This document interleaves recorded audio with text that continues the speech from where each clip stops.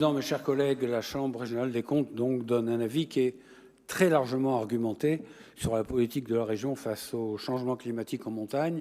Et je partage votre point de vue, à savoir que certaines de ces observations, lorsqu'elles concernent le suivi de nos politiques, les statistiques, les chiffres, sont parfaitement recevables. Quand elles jugent de l'à-propos de nos politiques, on peut en discuter.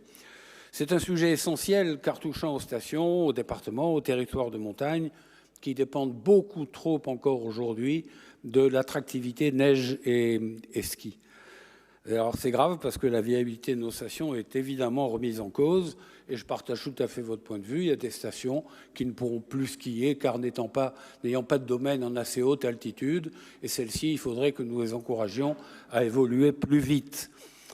Malgré donc la multiplicité des structures dotées de moyens conséquents, la Chambre note un mauvais suivi des fréquentations touristiques et même un suivi défaillant des financements alloués, alors qu'il s'agit d'une compétence majeure au niveau de notre région. Alors, malgré un habillage contractuel et un saupoudrage général dû à la complexité de ces territoires, cette addition de subventions pourrait, à la lecture des échanges entre la région et la Chambre régionale des comptes, laisser penser que vous avez inventé une chose, la contractualisation guichet, au lieu et place d'une stratégie partagée.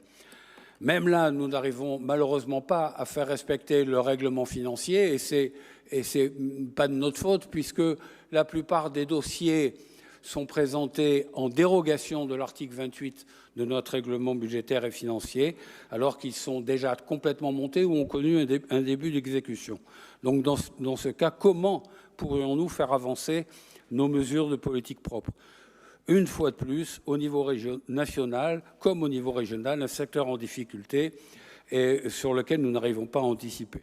La Chambre régionale des comptes conclut que le SRADET est compliqué, peu lisible, et globalement inefficace. Sa prochaine révision devrait être l'occasion d'une réflexion sur ce sujet. Donc nous prenons acte des observations de la Chambre régionale des comptes.